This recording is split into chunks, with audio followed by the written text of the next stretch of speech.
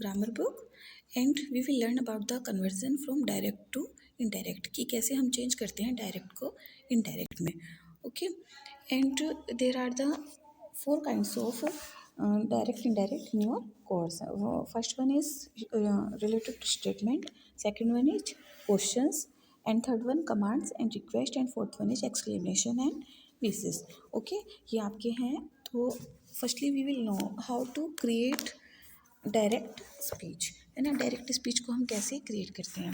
Firstly direct speech में हम क्या करते हैं, it begins with the main close. हमारे पास डायरेक्ट स्पीच में 2 क्लोज होती है, मेन क्लोज, और एक इससे रिलेटेड होती है सबऑर्डिनेट क्लोज, जिस पे डिपेंड होती है dependent clause. Okay, independent and dependent we can say to them also. He said, he क्या है आपका स्पीकर, और सेड उसने कहा. सेड क्या है, इसमें आपकी reporting verb. Okay, it begins with the main clause which includes the speaker and the reporting verb and is followed by a comma. इसके बाद हम क्या ऐड करते हैं, एक कोमा ऐड करते हैं and the exact word of the word, और उससे रिलेटेड जिसने कहा होता है उससे रिलेटेड एग्जैक्ट वर्ड हम उसमें ऐड करते हैं. Okay, let's see the example. He said I don't no, and जो हमारी वो होती है उसके अंदर हम फिर क्या लगते हैं, in direct speech we use the speaker own words. Speaker के ऑन वर्ड्स यूज़ करते हैं. Put speech marks around the words spoken. जो वर्ड कहे जाते हैं उनके अराउंड क्या ऐड करते हैं हम, स्पीच मार्क्स ऐड करते हैं. स्पीच मार्क्स यानी कि इन्वर्टेड कोमास हमने ऐड किए हैं. जैसे ही सेड उसने कहा I don't know where to go, तो ये स्पीच किसकी है, I don't know where to go, he की, है ना. He is the speaker in the sentence. Okay, and we add inverted commas speech marks around the speech, है ना. ये हमारी रिपोर्टिंग स्पीच है. आई से लेकर I do not know where to go, यहाँ से लेकर यहाँ तक लास्ट तक हमारी क्या होती है, ये रिपोर्टिंग स्पीच, और स्टार्टिंग की क्या है हमारी रिपोर्टिंग वर्ब. ओके, तो हम क्या करते हैं डायरेक्ट स्पीच में, मैंने अभी आपको बताया है, it begins with the main clause which includes the speaker and the reporting verb and is follows by a comma and the exact words of the code. Okay, indirect speech. Indirect speech में हम क्या करते हैं, in indirect speech do not use the exact words. exact words हम use नहीं करते of the speaker की, and also not use of speech marks, और स्पीच मार्क्स का भी यूज हम नहीं करते हैं. देखिए हमने इनडायरेक्ट बनाया है ही सेड, तो हमने किससे ओपन किया है, ये इन्वर्टेड कोमास वगैरह हमने सब ये रिमूव कर दिया है, ये हमने ओपन किया है दैट से. ओके, दैट से हम इसको ओपन करते हैं इन सिंपल सेंटेंसेस स्टेटमेंट्स में. हम इसमें दैट से अलग अलग हमारे कंजक्टर होते हैं. कंजक्टर होता है जो 2 सेंटेंस को ऐड करता है, ज्वाइनिंग वर्ड्स आर कंजंक्शन, है ना. तो दैट से हमने इसको ओपन किया है. उसके बाद हमने प्रोनाउन भी चेंज किया है. I is the speaker in the reporting speech, और हम ही के अकॉर्डिंग इनडायरेक्ट वे में बोल रहे हैं, तो आई का हम क्या चेंज कर देते हैं, ही हो जाता है. Okay, tense will also change, tense भी चेंज होता है. टू नॉट का हो जाता है हमारा पास्ट में. जो हमारी प्रेजेंट टेंस होता है वो सारा हमारा पास्ट टेंस में चेंज होता है. पास्ट में प्रेजेंट में हमारी हेल्पिंग वर्ब होती है, प्रेजेंट इंडेफिनिट में डू. तो ये जब हम पास्ट में चेंज करेंगे, इनडायरेक्ट बनाएंगे, तो ये पास्ट में हो जाएगा. फिर हम इसका हम करेंगे इसका डेट. ठीक है, और कुछ हमारे वर्ड्स भी होते हैं, वो जब आएंगे मैं उसके बारे में आपको बताऊंगी, है ना. He said that he did not know where to go.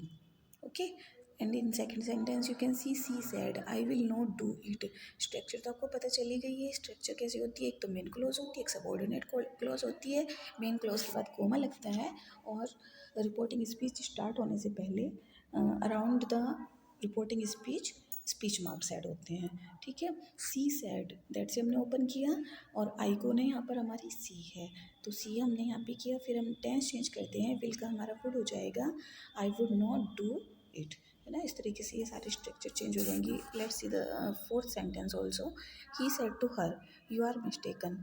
He said to her, जहाँ पर सेड के बाद ऑब्जेक्ट आएगा मेन क्लोज में, जहाँ पर सेट के बाद भी कोई वर्ड आएगा, it means that is an object. जब ऑब्जेक्ट आएगा तो सेट टू का हम कर देंगे told. Okay, he told her. फिर दैट से हमने ओपन किया है. यू इसमें कौन है, यू हमारा सेकंड पर्सन का प्रोनाउन है, तो हम उसे ऑब्जेक्ट के अकॉर्डिंग चेंज करेंगे. ठीक है, तो हर के अकॉर्डिंग ये स्टार्टिंग में क्या आ जाएगा, सी. इसमें आप स्टार्टिंग में देखिए, मेन क्लोज में देखिए, ही सेड टू हर, उसने उससे कहा, है ना. तो ही is the speaker and her is the object. He is the subject and her is the object. जो हमारा सब्जेक्ट होता है और फर्स्ट पर्सन कौन होता है, जो बात को कहता है, speaker is the first person, और जिससे कहते हैं object that is second person. Okay, तो जब हम किसी बात को कहते हैं हम खुद को क्या रेफरेंस में यूज़ करते हैं, आई कह के हम अपनी बात बताते हैं, I told her, I said to her, है ना, तो दैट इज़ फर्स्ट पर्सन। और जिससे हम बात को कहते हैं उसको क्या हम रेफर करते हैं, यू, योर्स, है ना, सच लाइक दिस, और वो क्या हो जाते हैं हमारे second person.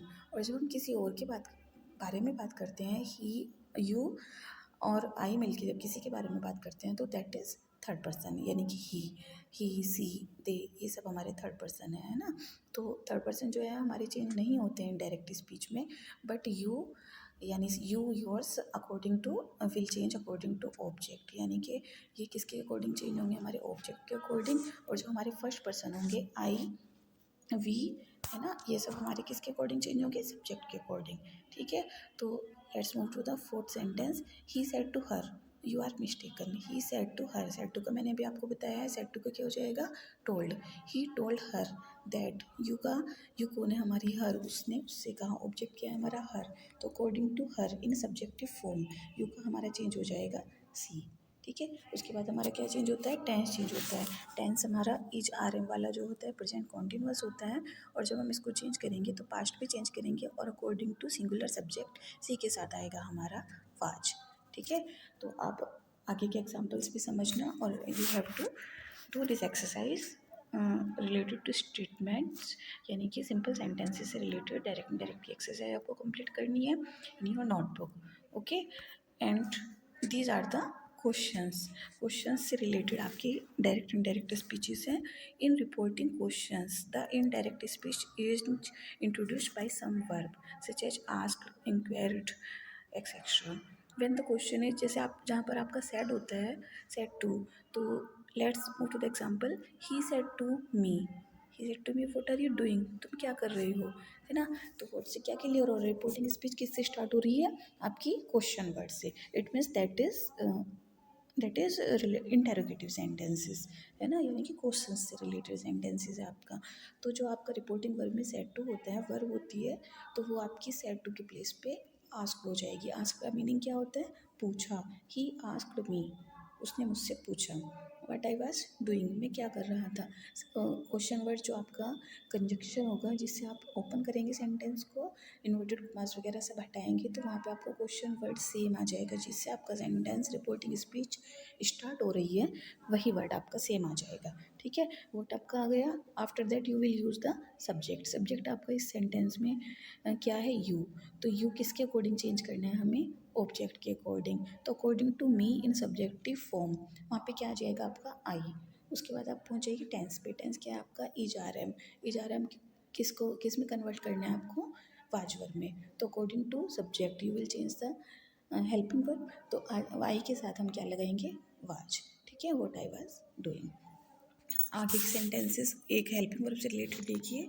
Next sentence, your third sentence, he said will you listen to such a man, will you listen to such a man, क्या आप ऐसे व्यक्ति की बात सुनेंगे। तो क्या स्टार्टिंग में जब हमारी हेल्पिंग वर्ब आती है तो दैट आर इंटेरोगेटिव सेंटेंसेस। तो वो वो इंटेरोगेटिव सेंटेंस आपका होता है। तो जब आपका विल आ जाता है, जैसे विल, डू, डज, डिड, जो भी आपके हेल्पिंग वर्ब से ट्रांसलेशन आपने पढ़े हैं, है ना, तो जो आपकी हेल्पिंग वर्ब होती है according to that they are interrogative sentence, वो स्टार्टिंग में आ जाती है ना। तो यहाँ पे सेड के प्लेस पे आप क्या लिखेंगे, आस्क्ड, ही आस्क्ड, किससे बोला, देम उनसे बोला, या हिम, आप कुछ भी लिख सकते हैं, हिम। उसी के अकॉर्डिंग फिर आपको इधर यू को कन्वर्ट करना है, ही आस्क्ड देम। आप इसको वेदर से खोलेंगे या इफ से खोलेंगे।